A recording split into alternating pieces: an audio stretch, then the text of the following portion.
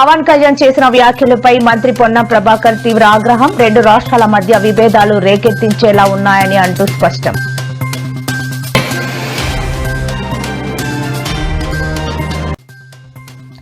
BJP పార్టీపై సంచలన వ్యాఖ్యలు చేసిన సీఎం రేవంత్ రెడ్డి. మహాత్మా గాంధీని హత్య చేసిన పార్టీ బీజేపీ అంటూ మండిపాటు.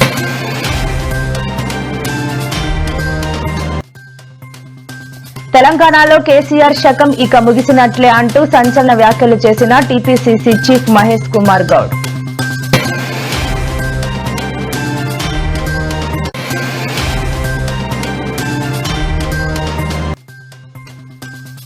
మాజీ సీఎం జగన్ పై మంత్రి నారా లోకేష్ తీవ్ర విమర్శలు. విమాన ప్రయాణాల కోసం 222 కోట్లు ఖర్చు చేశారని ఆరోపణ. వైసీపీ నేత రాసలీలల వీడియో వైరల్. స్వయంగా వాట్సాప్ గ్రూపుల్లో షేర్ చేసిన వైనం.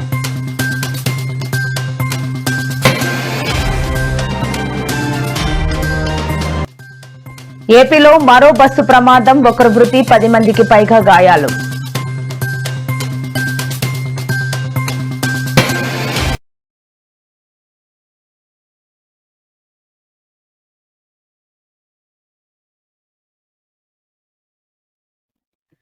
ఆంధ్రప్రదేశ్ ఉప ముఖ్యమంత్రి పవన్ కళ్యాణ్ చేసిన వ్యాఖ్యలు రెండు రాష్ట్రాల మధ్య విభేదాలు రేకెత్తించేలా ఉన్నాయని మంత్రి పొన్నం ప్రభాకర్ తీవ్ర ఆగ్రహం వ్యక్తం చేశారు. మంగళవారం హుస్నాబాద్ లో మీడియాతో మాట్లాడుతూ ఆయన పవన్ వ్యాఖ్యలను తీవ్రంగా ఖండించారు. తెలంగాణ టు ఆంధ్రప్రదేశ్ లు అన్నదమ్ముళ్లాంటి రాష్ట్రాలు. ఇక్కడ తుఫాను ప్రభావంతో మా ప్రాంతం మునిగిపోయినా మేమది పూర్తిగా ప్రకృతి వైపరీత్యంగా తీసుకున్నాం. ఎక్కడా ఆంధ్రప్రదేశ్ ను దోషపెట్టలేదు అని తెలిపారు. అయితే ఏపీ కోనసీమలో కొబ్బరి చెట్లు ఎండిపోవడాన్ని తెలంగాణ ప్రజల దిష్టిగా పేర్కొనడం బాధ్యత రాహిత్యమని విమర్శించారు. ఇలాంటి మాటలు మాట్లాడేవారు వివేకవంతులా అవివేకవంతులా అని ప్రశ్నించారు. నుంచి ప్రాతినిధ్యం వహిస్తున్నటువంటి భారతీయ జనతా పార్టీ పార్లమెంటు సభ్యులు, మంత్రులు తెలంగాణ రాష్ట్ర ప్రభుత్వానికి సంబంధించినటువంటి అనేక పెండింగ్ అంశాలను పరిష్కారం చేయడానికి సహకరించాలని కోరుతా ఉన్నాం. కాంగ్రెస్ పార్లమెంటు సభ్యులు గొంతెత్తిన వారికి సహకరించి ప్రశ్న అడిగే సందర్భంలోనో ఒత్తిడి తెచ్చే సందర్భంలో మీ పరోక్ష సహకారం ఉండాలని కోరుతా ఉన్నాం. లేదా మీరే ప్రభుత్వంతో చర్చలు జరిపి తెలంగాణకు సంబంధించినటువంటి పెండింగ్ అంశాలు పక్కన ఆంధ్రప్రదేశ్ రాష్ట్రానికి అనేక సందర్భాల్లో అటు తుఫాన్ బాధిత ప్రాంతాలకు సంబంధించిన అంశాలకు సంబంధించి కావచ్చు, లేదా కేంద్రం నుంచి రావాల్సినటువంటి అనేక రకాల వాటాలకు సంబంధించిన విషయం లోపల తెలంగాణ వివక్షపూరితమైనటువంటి అంశాన్ని ఎదుర్కొంటా ఉంది. అటువంటి పరిస్థితి రాకుండా మరి తప్పకుండా తెలంగాణకు న్యాయం చేయాలని కేంద్రంలో ప్రాతినిధ్యం వహిస్తున్న బీజేపీ పార్లమెంట్ చెప్తా ఉన్నాయి. అయినా రాహుల్ గాంధీ గారి వెంట దేశమంతా ఉంది, భయపడే ప్రశ్నే లేదు. ప్రతిపాదన 42% రిజర్వేషన్ అమలు జరగడానికి సహకరించే విధంగా పార్లమెంటులో మరి చొరవ తీసుకొని దేశంలోనే ఆదర్శ రాష్ట్రంగా నిలవాలని కాంగ్రెస్. గాంధీ కుటుంబం ఈ దేశం కోసం ఎన్నో త్యాగాలు చేసిందని సీఎం రేవంత్ రెడ్డి అన్నారు. మోతీలాల్ నెహ్రూ కుటుంబం ఆగర్భ శ్రీమంతుల కుటుంబమని వ్యాఖ్యానించారు. ఆ రోజుల్లోనే వేలాది కోట్ల రూపాయలను దేశ స్వాతంత్ర పోరాటం కోసం ఖర్చు చేస్తారన్నారు. మిగిలిపోయిన కొన్ని ఆస్తులను కూడా ఇందిరాగాంధీ దేశం కోసం అంకితం చేస్తారని చెప్పారు. చివరికి దేశం కోసం ప్రాణత్యాగం కూడా చేశారని అన్నారు. నెహ్రూ 10 సంవత్సరాలు జైలు జీవితం గడిపారని చెప్పారు. మహాత్మా గాంధీ 30 సంవత్సరాలు స్వాతంత్ర్యం కోసం కొట్లాడారని అన్నారు. కానీ స్వాతంత్ర్యం వచ్చిన తరువాత బీజేపీకి చెందిన వారసులు మహాత్మా గాంధీని దారుణంగా హత్య చేశారని వ్యాఖ్యానించారు. ఈ దేశం కోసం మోతీలాల్ నెహ్రూ గారు, తెలుగు మే బోల్కే హాత్ ఖడా, మోతీలాల్ నెహ్రూ గారు, పండిత్ జవహర్లాల్ నెహ్రూ గారు ఆగర్భ శ్రీమంతులు. ఆ రోజుల్లోనే వేలాది కోట్ల రూపాయల ఆస్తులను దేశ స్వతంత్రంలో పెట్టుబడిగా పెట్టడమే కాకుండా దేశ స్వతంత్ర పోరాటంలో వాళ్ళ ఆస్తులన్నిటిని కూడా ఈ జాతికి, ఈ దేశానికి అంకితం చేసింది. మిగిలిపోయిన కొన్ని ఆస్తులను కూడా శ్రీమతి ఇందిరాగాంధీ గారు దేశ ప్రజలకు అంకితం చేసి వారి ప్రాణాలనే కాదు వారి ఆస్తులను సర్వం ఈ దేశం కోసం త్యాగం చేసి ఈ దేశానికి స్వతంత్రం తీసుకొచ్చిన మోతీలాల్ నెహ్రూ పండిత్ జవహర్లాల్ నెహ్రూ గారు 10 సంవత్సరాలు జైలు జీవితం గడిపిండు దేశ స్వతంత్రం కోసం. మహాత్మా గాంధీ గారు 30 సంవత్సరాలు స్వతంత్ర పోరాటమే కాదు, మహాత్మా గాంధీ గారు 30 సంవత్సరాలు బ్రిటిష్ వాళ్ళతో కొట్లాడిన మహాత్మా గాంధీ గారి మీద లాటెత్తడానికే బ్రిటిష్ వాళ్ళు భయపడ్డారు ఆనాడు. కానీ స్వతంత్రం వచ్చిన తర్వాత భారతీయ జనతా పార్టీకి సంబంధించిన వారసులు మహాత్మా గాంధీ గారిని దారుణంగా హత్య చేసిన రాజకీయ పార్టీ భారతీయ జనతా పార్టీ. ఆ పార్టీ ఈ దేశం కోసం ప్రాణాలు అర్పించిన శ్రీమతి సోనియా గాంధీ, శ్రీ రాజీవ్ గాంధీ గారి వారసత్వాన్ని పుణికిపుచ్చుకున్న శ్రీమతి సోనియా గాంధీ, రాహుల్ గాంధీ గారి మీద నేషనల్ హెరాల్డ్ అనే పత్రిక దేశ స్వతంత్రం కోసం పండిత్ జవహర్లాల్ నెహ్రూ గారు ప్రారంభించారు. వారి సొంత ఆస్తులను పెట్టి నేషనల్ హెరాల్డ్ పత్రికను ప్రారంభించారు. చిరంజీవి సూపర్ మ్యాన్ అని, ఆయన ఎప్పుడు వివాదాలకు దూరంగా ఉంటారని, కానీ పవన్ కళ్యాణ్ కొత్తగా రాజకీయాల్లోకి వచ్చి డిప్యూటీ సీఎం అవ్వగానే తెలిసి తెలియక మాట్లాడారో కావాలనే మాట్లాడారో కానీ క్షమాపణ చెప్పాలన్నారు. అలా చేస్తేనే కనీసం ఆయన సినిమా 1-2 రోజులైనా థియేటర్లో ఆడుతాయన్నారు. లేదంటే ఆయన సినిమాలు తెలంగాణలో విడుదల అవ్వవని సినిమాటోగ్రఫీ శాఖ మంత్రిగా ఈ విషయం చెబుతున్నానని చెప్పారు. ఇదిలా ఉంటే పవన్ ఇటీవల కోనసీమలో జరిగిన ఓ కార్యక్రమంలో తెలంగాణ నాయకులు కోనసీమ పచ్చదనంతో ఉంటుందని అనేవారని, ఇప్పుడు కొబ్బరి చెట్లకు మొండాలు కూడా లేవన్నారు. అంత దిష్టి కోనసీమకు తగిలిందన్నారు.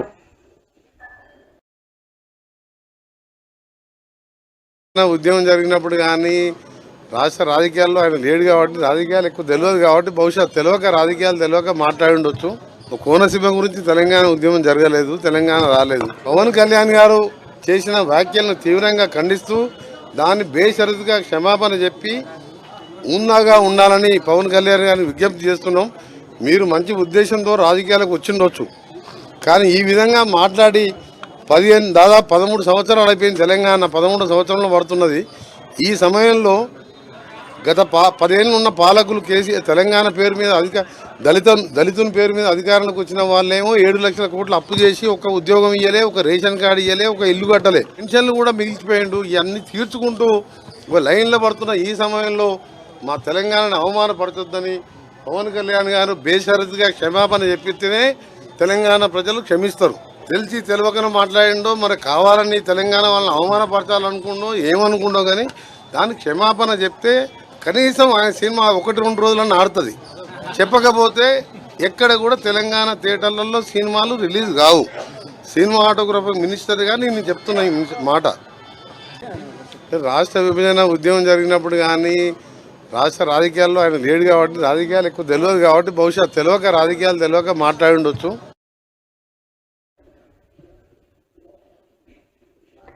గాంధీ భవన్ లో జరిగిన పీసీసీ కార్యవర్గ సమావేశంలో టీపీసీసీ చీఫ్ మహేష్ కుమార్ గౌడ్ కీలక వ్యాఖ్యలు చేశారు. స్థానిక సంస్థల ఎన్నికల్లో డీసీసీలదే కీలక పాత్ర అని చెప్పారు. సీఎం పర్యటన దృష్ట్యా డీసీసీలు అందరూ అలర్ట్ గా ఉండాలన్నారు. తను జిల్లా అధ్యక్షుడిని కాలేకపోయానని, కానీ టీపీసీసీ అధ్యక్షుడు అయ్యే అవకాశం లభించిందని వ్యాఖ్యానించారు. ఏఐసీసీ పరిశీలకుల చేత డీసీసీల నియామకం జరిగిందని చెప్పారు. ముఖ్యమంత్రి రేవంత్ రెడ్డి సహా అందరూ అణగారిన వర్గాల కోసం కష్టపడుతున్నారని వ్యాఖ్యానించారు. 2 ఏళ్ల కాలంలో 6 గ్యారంటీల్లో మెజార్టీ పథకాలు ప్రజలకు అందుతున్నాయని అన్నారు. తప్పకుండా పనికి తగిన గుర్తింపు దక్కుతుందన్నారు. అంతేకాకుండా కేసీఆర్ శకం ముగిసింది అంటూ షాకింగ్ కామెంట్లు చేశారు. ఢిల్లీలో జరిగిన ఎన్నికల్ని చూసుకుని, అక్కడ ఫలితాలను చూసుకుని బీజేపీ నాయకులు అమితానంద పడుతూ ఉన్నారు. ఢిల్లీలో జరిగిన ఎన్నికల్ని తెలంగాణతో పోలుస్తూ ఉన్నారు. తెలంగాణ రాజకీయ రంగంలో ఎప్పటికి కూడా బీజేపీ అధికారంలోకి వచ్చేటువంటి అవకాశమే లేదు. తెలంగాణ జనాభా ఉన్నటువంటి పరిస్థితి, జనాభాలో తెలంగాణలో ఉన్నటువంటి రాజకీయ పరిస్థితి దృష్ట్యా ఈ రాష్ట్రంలో ఎప్పటికి కూడా బీజేపీకి అలాంటి అవకాశం వచ్చే పరిస్థితే లేదు. తెలంగాణలో కాంగ్రెస్ పార్టీ ఇస్తున్నటువంటి 6 గ్యారంటీలు, రైతు బంధు, రుణమాఫీ, ఇందిరమ్మ ఇల్లు, రేషన్ కార్డులు ఇవన్నీ కూడా ప్రజల గుండెల్లో ఇవాళ నానుతున్నటువంటి సందర్భాలు. ఇంత చక్కటి అభివృద్ధి కార్యక్రమాలు, సంక్షేమ కార్యక్రమాలు ఇస్తున్న కాంగ్రెస్ పార్టీని ప్రజలు మరొకసారి గెలిపిస్తారని చెప్పడంలో ఏమాత్రం అనుమానం లేదు. బీజేపీ నాయకులు కంటున్నట్టు పగటి కలలు కలలుగానే మిగిలిపోయే అవకాశం ఉంది. ఇక కేటీఆర్ పరిస్థితి బీజేపీని అభినందించలేక లోపట ఆనందపడుతూ ఆయనకైన ఊహాలోకంలో మాట్లాడుతూ ఉన్నాడు. కేటీఆర్ శకం ఏ రాష్ట్రంలో ముగిసింది. కాంగ్రెస్ పార్టీ ఇస్తున్నటువంటి సంక్షేమ అభివృద్ధి ఫలాలు వచ్చే ఎన్నికల్లో కూడా మళ్లీ కాంగ్రెస్ పార్టీని అధికారంలోకి తీసుకొస్తాయి. ఇదే మాదిరిగా దేశవ్యాప్తంగా కూడా రాను రోజుల్లో కాంగ్రెస్ పార్టీ పుంజుకుంటుందని చెప్పడానికి ఏమాత్రం అతిశయోక్తి కాదు. ప్రస్తుత కాలంలో కొందరు ప్రేమికులు బహిరంగ ప్రదేశాల్లో హద్దులు మీరుతున్నారు. చుట్టూ జనం ఉన్నారన్న స్పృహ లేకుండా ప్రవర్తిస్తూ విమర్శల పాలవుతున్నారు. తాజాగా ఓ ప్రేమ జంట ఏకంగా రైల్వే ట్రాక్ పై ఆగి ఉన్న గూడ్స్ రైలు కింద ప్రేమాయణం సాగింది. త్రుటిలో ప్రాణాపాయం నుంచి బయటపడింది. దీనికి సంబంధించిన వీడియో సోషల్ మీడియాలో వైరల్ కావడంతో నెటిజన్లు తీవ్ర ఆగ్రహం వ్యక్తం చేస్తున్నారు.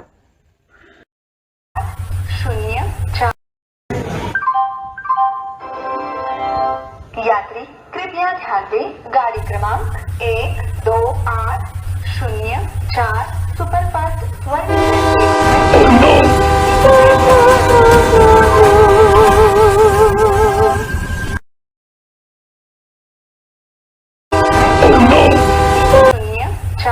सुपरफास्ट स्वर्ण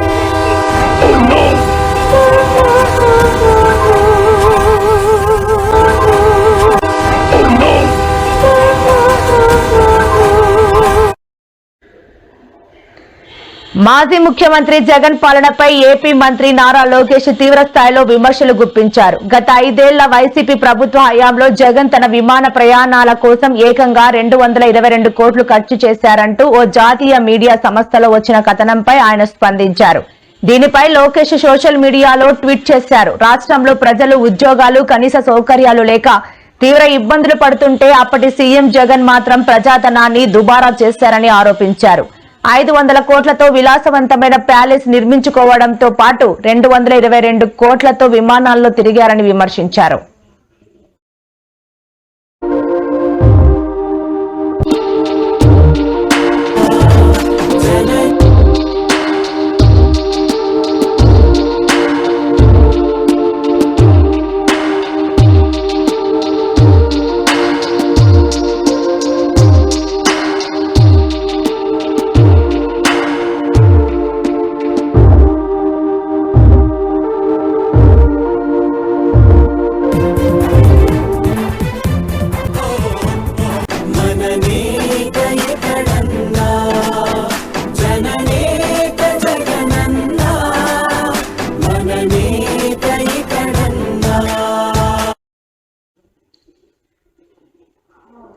వైసీపీ పార్టీకి చెందిన నేత రాసలీలలకు సంబంధించిన వీడియో సోషల్ మీడియాలో వైరల్ గా మారింది. సింగనమల వైసీపీ బీసీ సెల్ అధ్యక్షుడి, వైసీపీ బీసీ సెల్ ప్రెసిడెంట్ గా ఉన్న ఫణీంద్ర ఒక మహిళతో సన్నిహితంగా ఉన్న సమయంలో స్వయంగా వీడియో తీసుకున్నాడు. అనంతరం ఈ వీడియోను తానే స్వయంగా వాట్సాప్ గ్రూపుల్లో షేర్ చేయడంతో ఈ విషయం బయటకు పొక్కింది.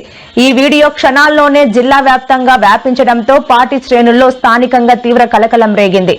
అయితే కొద్దిసేపటికి తేరుకున్న ఫణీంద్ర తప్పును గుర్తించినా తాను షేర్ చేసిన ఆ వీడియోను వాట్సాప్ గ్రూపుల నుంచి డిలీట్ చేశాడు.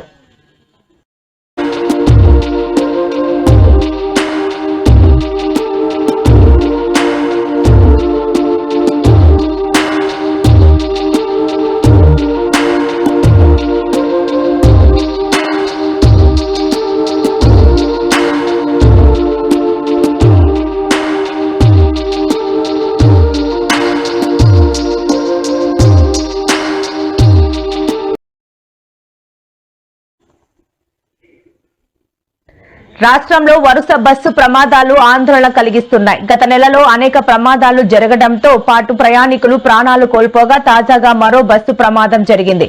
కడపకు చెందిన హరిత ట్రావెల్స్ బస్సు బెంగళూరు వెళ్తుండగా ఆంధ్ర కర్ణాటక బార్డర్లోని మంచినీళ్ల కోట వద్ద డివైడర్ ను ఢీకొట్టి లోయలో పడింది. ఈ ప్రమాదంలో ఓ మహిళ మృతి చెందగా 10 మంది గాయాల పాలయ్యారు. మృతి చెందిన మహిళ పొద్దుటూరుకు చెందిన అనిత.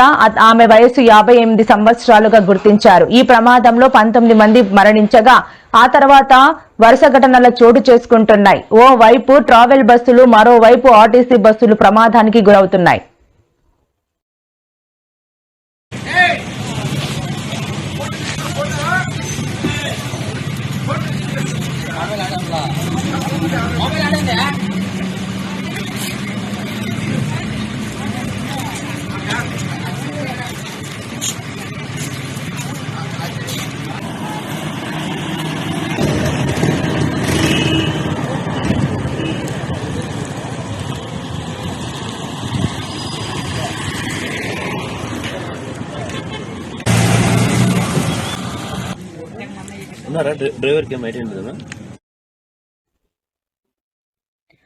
ఆంధ్రప్రదేశ్ రాష్ట్ర ప్రజలకు బిగ్ అలర్ట్. ఇవాళ కూడా ఏపీలో పలు జిల్లాల్లో వర్షాలు పడతాయని అమరావతి వాతావరణ శాఖ హెచ్చరికలు జారీ చేసింది.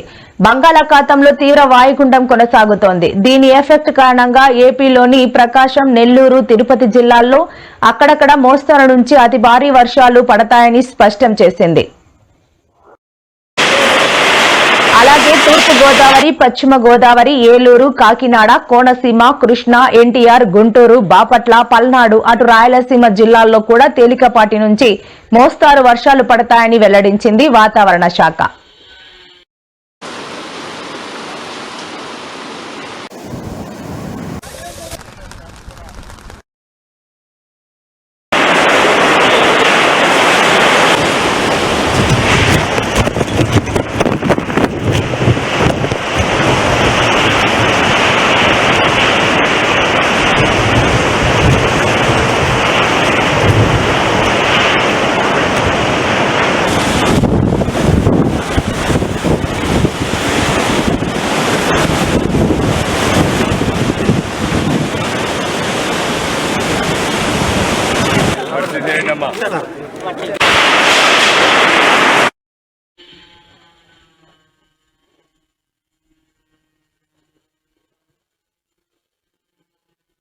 ఏపీ కూటమి ప్రభుత్వం మరో గుడ్ న్యూస్ తెలిపింది.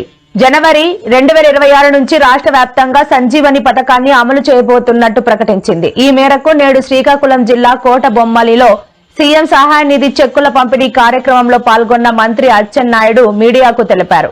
సంజీవని హెల్త్ పాలసీ పథకం ప్రతి కుటుంబానికి సంవత్సరానికి 25 లక్షల వరకు ఉచిత వైద్య బీమా కవరేజీ అందించనుందని పేర్కొన్నారు. పేదలకు మెరుగైన వైద్య సేవలు అందించాలనే ఉద్దేశంతో సీఎం చంద్రబాబు నాయుడు ఈ నిర్ణయం తీసుకున్నట్టు వెల్లడించారు. ప్రపంచంలో ఉండే వైద్య నాలెడ్జ్ని మీకు ఏ సమస్య ఉంటే ఆ సమస్యకు సరైన మందులిచ్చే విధానానికి నేను శ్రీకారం చుడతాం. అదే సంజీవని అని మరొకసారి విజ్ఞప్తి చేస్తున్నాను.